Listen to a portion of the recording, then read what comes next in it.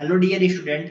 Last lecture में हमने 3-4 example करे थे और वो तीनों चारों एग्जांपलों में हमने इन्हीं टाइप का यूज किया था। प्रथम 2 मीन लेकर अंतिम 2 मीन लेकर पहले वाले सॉल्यूशन का दूसरे वाले सॉल्यूशन में यूज करके कैसे अपन इनको सोल्व करते हैं वो हमने देख लिया था। गुणांक अपने देख लिया था, एक्स वाई जेड गुणांक लेने पर, वाई एक्स जेड गुणांक लेने पर डिनोमिनेटर को जीरो करना होता है। ठीक है।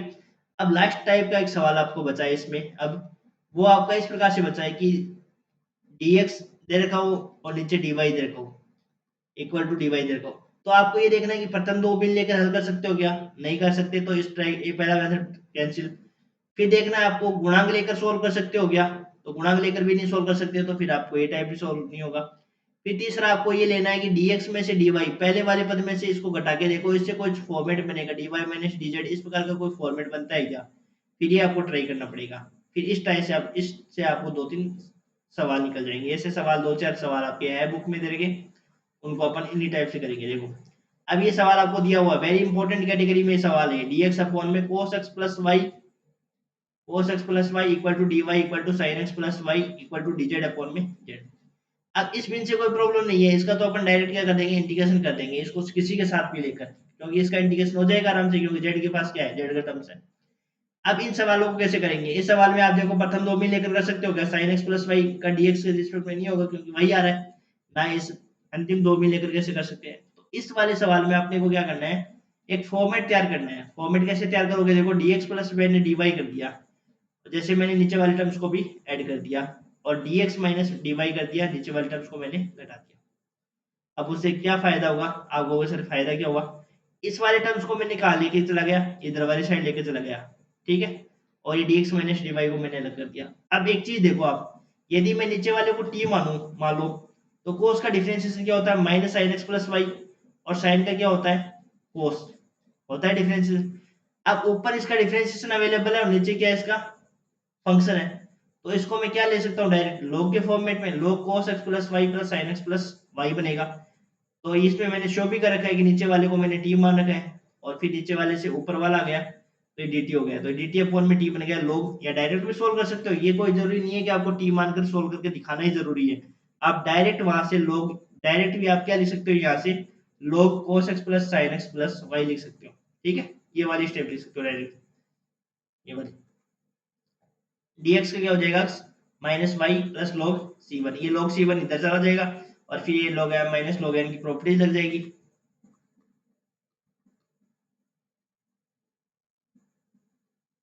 log m अपॉन प्रॉपर्टी लग जाएगी और ये c1 इधर चला जाएगा। फिर इस थोड़ा इसको तो बस सिर्फ यहाँ पे तो मैंने क्या किया, सिर्फ सिंपलीफाई किया है। ये आप सिंपलीफाई, अब आपको क्या डाउट रहा होगा कि सर सिंपलीफाई कहाँ तक करें? सिंपलीफाई का देखो तरीका नहीं होता, कोई ये नहीं पता होता कि भाई आपने आंसर कहाँ तक मैच करेंगे। आप जहां तक सिंपलीफाई कर सकते हो ना, वहां तक इसको सिंपलीफाई करो। यहाँ तक भी छोड़ोगे ना, यहाँ तक भी, तब भी आपका आंसर सही होगा। यहाँ तक भी छोड़ोगे तब भी आपका आंसर सही माना जाएगा, यहाँ तक भी आपका आंसर सही माना जाएगा, क्योंकि अपने को याद तो है नहीं। ऐसे तो है नहीं कि अपन रट के गए सवाल कि हाँ इसका सॉल्यूशन यहाँ तक है और ये अपने उत्तरमाला में ये आंसर है अपने, उससे कोई मतलब नहीं है। आपको जहां तक सॉल्यूशन इसका हो सकता है वहां तक आपको सोल्व करना है। ठीक है, यही बात है। आप देखो इसमें मैंने किया है cos x plus y plus sine x plus y equal to c1 e की पावर x माइनस वाई। तो e की पावर x माइनस वाई को मैंने इधर लाया तो e minus x minus y हो गया, ये e y माइनस x बन गया, c1 इक्वल टू आ गया। अब देखो, अब इन सब अब अपन ने क्या किया, उसी फ्रैक्शन को वापस लेंगे, कौन सी वाली को, इस वाली को, dx प्लस dy अपॉन में cos x plus y sin x plus y, इसको z के साथ लेंगे अपन। क्या लेंगे, z के साथ, क्योंकि प्रथम 2 बिन तो अपन ने ले ली भाई, फर्स्ट 2 को सोल्व कर लिया हमने। अब एक अंतिम बिन के साथ लेंगे इसको। ठीक है, अब ये सवाल इंपॉर्टेंट है, यहाँ पे इंपॉर्टेंट हो जाता है ये सवाल। अब मैंने क्या किया, 1/√2 से ऊपर नीचे दोनों तरफ गुणा कर दिया। ये 1/√2 ऊपर वाला तो कहाँ चला जाएगा, इधर चला गया। ये 1/√2 नीचे है ना, ये इससे अंदर मल्टीप्लाई हो जाएगा, ये अंदर मल्टीप्लाई हो जाएगा। तो देखो 1/√2 की वैल्यू sin π/4 भी वैल्यू है, sin π/4 की वैल्यू भी 1/√2 है, और cos π/4 की वैल्यू भी क्या होती है अपने पास, 1/√2 होती है। दोनों की वैल्यू सेम होती है। तो आपको जिस प्रकार का फॉर्मेट बनाना है उसी की वैल्यू इसमें रख दो। तो मैंने इसको दोनों तरफ मल्टीप्लाई कर दिया। अब यहाँ पे देखो 1/√2 है ना, इसकी वैल्यू रख रहा हूँ मैं sin π/4। आप कहोगे सर कोस क्यों नहीं रखा? कोस इसलिए नहीं रखा क्योंकि अपने थोड़ा सा आंसर को भी देखना पड़ता है कि आंसर अपने पास साइन में है, तो साइन के अनुसार इसको सोल्व कर लेंगे थोड़ा। तो देखो इसकी वैल्यू क्या रख देंगे आप, साइन पाई बाय 4 रख देंगे, ठीक है। कोस पाई बाय 4 नहीं रखेंगे, सॉल्यूशन नहीं आएगा उससे। यहाँ से वैल्यू क्या रख देंगे, यहाँ से अपन कोस पाई बाय 4 की वैल्यू रख देंगे, तो ये हो जाएगा sine pi by 4 cos x plus y, cos pi by 4 plus sine x plus y. ये सवाल इसलिए इंपॉर्टेंट हो जाता है क्योंकि ये सवाल थोड़ा सा आपको थोड़ा बहुत ऐसे ध्यान में रखने वाला सवाल है ये, ठीक है। साइन ए कोस बी, साइन ए प्लस बी का क्या फॉर्मूला होता है, साइन ए कोस बी प्लस कोस ए साइन बी। अब साइन से क्या बनेगा, कोस एक बनेगा, कोस एक से अपन लोग टेन के फॉर्मेट में देंगे, इसलिए अपने को थोड़ा ऐसे करना पड़ा इसको। अंडर रूट 2 इधर आ गया, ये बन गया, साइन का फॉर्मूला लगा दिया, ये बन गया कोस एक x plus y plus sine plus pi by 4 dx plus dy। अब कोस एक एक्स के दो फॉर्मूले होते हैं, एक तो log 10 में होता है, log 10 x by 2 होता है, एक होता है log cos एक x minus cot x। log 10 x by 2 का फॉर्मूला अपन इसमें लगाएंगे, ऊपर वाला फॉर्मूला है ना वो आपका अप्लाई होगा इसमें। तो log 10 1 by 2 x की जगह क्या रखोगे, x plus y plus pi by 4, तो ये बन गया x प्लस वाई अपॉन में 2 प्लस पाई बाय 8, और ये log z के फॉर्म में ऐसे आ गया, और फिर इसको जब सोल्व किया तो अपने पास ये आंसर आ गया। और भी आगे सोल्व कर सकते हो। अब आप कहोगे सर आगे और कैसे सोल्व करें, देखो इनको यदि रेसिप्रोकल करना चाहो तो रेसिप्रोकल कर दो, ये 10 किसके में कन्वर्ट हो जाएगा, आपका अलग ही आंसर तो इसमें इधर का कोट में x plus pi bye 2 plus pi bye 8। अब ये देखो 1 अपॉन जेड की पावर अंडर रूट 2, ये तो हो गया रेसिप्रोकल, लेकिन C2 का कोई रेसिप्रोकल करोगे तो अभी कांस्टेंट ही मिलेगा, और ये जेड की पावर 1 अंडर रूट 2 है ना, इधर आ गया।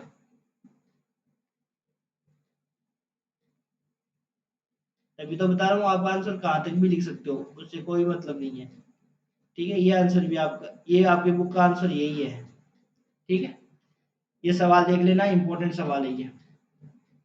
अब ये सवाल है, देखो इस सवाल को कैसे करेंगे अपन, देखो dx के नीचे 1 प्लस वाई है और dy के नीचे क्या है 1 प्लस एक्स है, तो x के पास x का टर्म नहीं है, y के पास y का टर्म्स नहीं है, तो एक चीज एक सॉल्यूशन तो आप ऐसे निकाल सकते हो, कैसे कि x के पास x के टर्म्स भेज दो, y के पास y का टर्म्स भेज दो, एक सॉल्यूशन तो आपका ही निकल जाएगा। वो तो देखो मैंने यहाँ कर दिया, ये सॉल्यूशन तो आपका ऐसे निकल गया। अब एक सॉल्यूशन और ढूंढना है, तो एक सॉल्यूशन और ढूंढने के लिए अपन क्या करेंगे बताओ, बताओ प्रथम दो पिन को लेकर सोल्व नहीं कर सकते, और इनके गुणांक भी नीचे वाले जीरो नहीं बन सकते, नीचे गुणांक जीरो बन सकते हैं क्या बताओ, 1 प्लस एक्स प्लस जेड, किसी से मल्टीप्लाई करके देख लो, बनेगा नहीं क्योंकि सारे प्लस के टर्म्स है ना, बनेंगे भी नहीं। तो अपन क्या करेंगे, इसमें अपने को मेथड काम आता है कि या तो ऊपर दोनों को जोड़ करके देखो या दोनों को घटा के देखो, और ज्यादातर घटाने वाला काम करेगा, dx माइनस dy घटाऊं मैंने, 1 plus y minus 1 minus x, 1 से 1 कैंसिल आउट हो गया, y माइनस एक्स बन गया, और y माइनस एक्स बनकर यहाँ से मैंने माइनस कॉमन ले लिया तो x माइनस वाई बन गया, ये माइनस इधर भेज दिया। अब ये बताओ dx minus dy upon x minus y, नीचे वाले फंक्शन हो गया और ऊपर इसका क्या डिफरेंशिएशन, तो ये log के पद में बनेगा log x माइनस वाई, और ये बन गया minus log z plus log c1, log z इधर आ गया, log x minus y plus log z equal to log c1, और ये दोनों मल्टीप्लाई हो गई log m plus log n की प्रॉपर्टी से,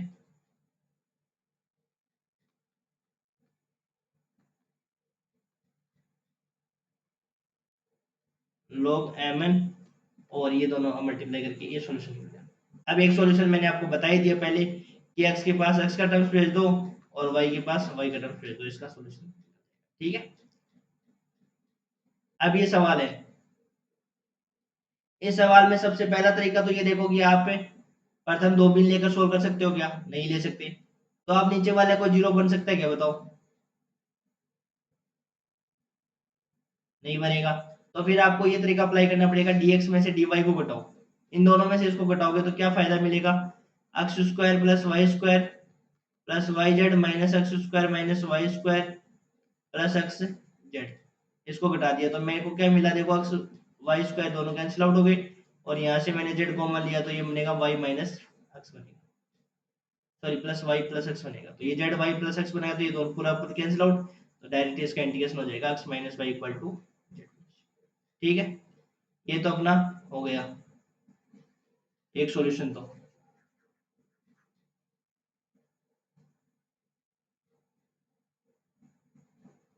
दूसरा सॉल्यूशन के लिए क्या करेंगे अपन, देखो दूसरा सॉल्यूशन के लिए अपन ने क्या किया, इसको x से मल्टीप्लाई कर दो, इसको y से मल्टीप्लाई करके ऐड कर दो, उससे क्या फायदा होगा, x से मल्टीप्लाई किया मैंने ऊपर तो क्या बना x d x plus y d y, और नीचे क्या बनेगा बताओ, x cube plus x y square plus x y z, इसको वाई से किया तो x square y plus y cube minus x y z, x y z तो कैंसिल आउट हो गया, और ये बन गया x cube plus y cube,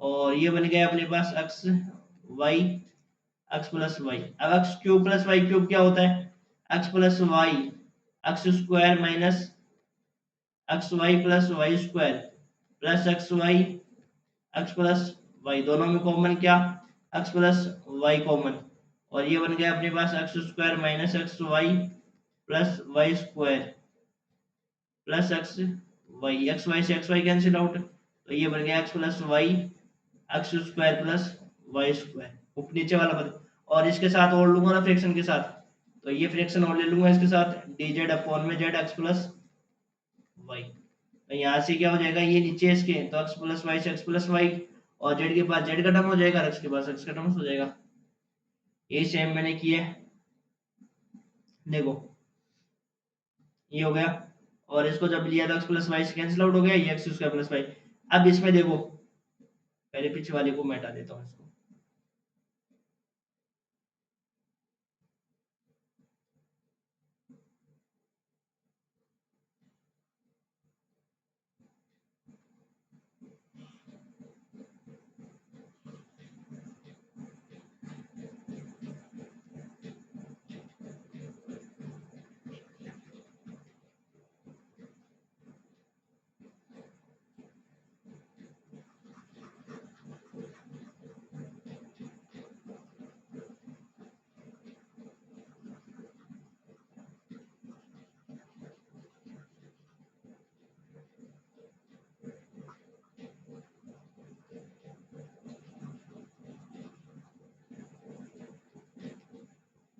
अब देखो आगे, यहाँ तक समझ में आ गया। अब देखो क्या करेंगे बताओ, नीचे वाले को टी मानो, x square plus y square को क्या मानो, टी मानो, तो एक्स स्क्वायर का क्या होगा डिफरेंशिएशन, जब तक नहीं कहे नहीं किसी की रिस्पेक्ट में, तो टू एक्स डी एक्स हो जाएगा, और ये हो जाएगा two y d y equal to d t, तो x d x plus y d y equal to क्या हो जाएगा, डी टी बाई टू, तो ये हो गया डी टी बाई टू बन गया, और वन अपॉन टू आ जाएगा log log x square plus y square, ये लोग जेड इधर आ गया, और ये हो जाएगा टू से मल्टीप्लाई कर दिया तो ये बन गया, तो ये अपना सॉल्यूशन आ जाएगा दूसरा वाला सॉल्यूशन।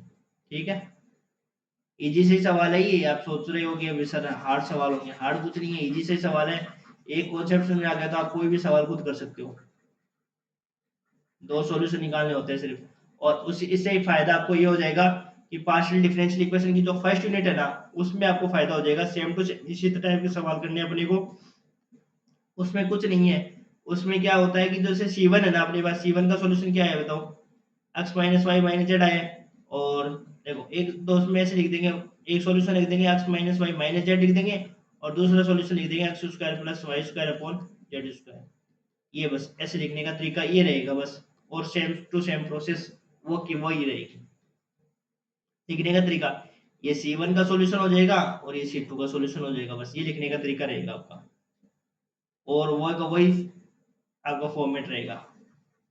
इसके बाद में मैं अचर गुणांकों वाली एक कांची का समीकरण करवाने वाला हूँ, क्योंकि ये तो चैप्टर मेरे को पता है, मैं लास्ट में भी कराऊंगा तो हो जाएगा आपका इससे, तो क्योंकि ये आपका किया हुआ है, ये कर लिया आपने एक्सरसाइज, तो आपने ये मान लो ये चैप्टर भी आपका एक यूनिट 1 भी आपकी कंप्लीट हो गई मानो। ठीक है, तो मैं 5 यूनिट करवाऊंगा इसके बाद में। अब ये सवाल है ना, लास्ट सवाल है, ये आपको खुद करना है सेल्फ, ये आपको सेल्फ करना है, और ये एक बात बता देता हूँ, ये आपको एग्जाम्पल में किया हुआ है, और एग्जाम्पल ये आपके, और वेरी इंपॉर्टेंट की कैटेगरी में ये सवाल है, इस सवाल को आपको करना है, छोड़ना मत, यदि छोड़ दोगे और ये सवाल आ गया एग्जाम में, तो आपके ये मान लो आप सोचोगे नहीं, सोच नहीं पाओगे वहां पे, इसलिए आप उसको ट्राई करना, आराम से ये सवाल हो जाएगा। कैसे करोगे बताओ, कैसे करोगे, थोड़ा सा मैं हिंट दे देता हूँ, देखो इस सवाल में, वैसे आपको इसको 56 नंबर पेज पे मिल जाएगा, ये पेज नंबर 56 नंबर पे है, और एग्जाम्पल नंबर 5 ही आपका। ठीक है, क्या करोगे देखो मैं बता देता हूँ, थोड़ा सा dx माइनस dy कर दो पहले,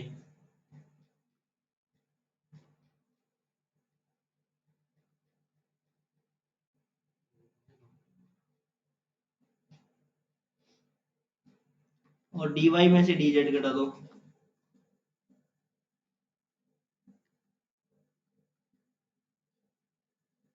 तो नीचे ये तो क्या बनेगा x plus y x minus y, और यहाँ से क्या कॉमन आ जाएगा बताओ, z कॉमन आ गया जैसे मान लो, तो ये x माइनस वाई बन गया, dy माइनस जेड, और ये नीचे ये क्या हो जाएगा y plus z y minus z, और यहाँ से क्या कॉमन आ गया y,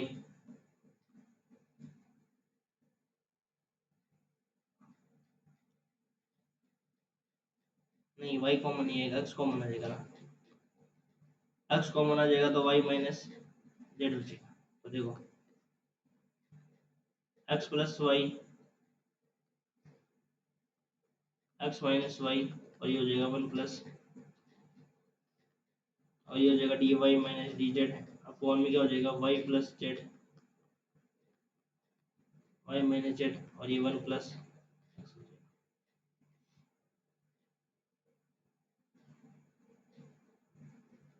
सॉरी यहाँ पे देखो 3 फैक्टर गलत बना दिए, x माइनस वाई कॉमन लोगे तो ये बनेगा x प्लस वाई प्लस, इसमें y माइनस जेड को रखेंगे तो ये हो जाएगा x plus y plus z बनेगा, ये तो डायरेक्ट कैंसिल आउट हो गया। अब देखो ये आराम से हो जाएगा 1 अपॉन एक्स माइनस वाई, तो ये हो जाएगा अपने पास d x minus d y upon में एक्स माइनस वाई, और उधर वाई माइनस जेड वाले में वाई माइनस जेड बच गया, इंटीग्रेशन हो जाएगा log x minus y log y minus z log c2 c1, तो ये हो जाएगा x minus y upon y minus z equal to c1, ये सॉल्यूशन आ जाएगा अपने। तो एक सॉल्यूशन मैंने आपको बता दिया। अब फिर क्या करना है, पहले वाले को x से मल्टीप्लाई करना है, दूसरे को y से, तीसरे को z से मिलेगा, तो फिर अपने को क्या बनेगा देखो, ऊपर तो बनेगा x dx plus y dy plus z dz, और नीचे बनेगा x cube plus y cube, ऐसे आपको एक फॉर्मेट तैयार हो जाएगा, फिर आपको इसको सोल्व करना है, आराम से सोल्व हो जाएगा, इंपॉर्टेंट सवाल है, ठीक है। अब अपन पार्शियल डिफरेंशियल इक्वेशन स्टार्ट करेंगे 5 यूनिट को, और वो अगले लेक्चर से, ठीक है। सारे कंप्लीट हो गए हैं आपके ये टाइप है, और यदि ओडी में कुछ और बचेगा तो वो भी मैं आपको करवा दूंगा साथ साथ में, ठीक है, पार्शियल डिफरेंशियल के साथ, ठीक है। Thank you.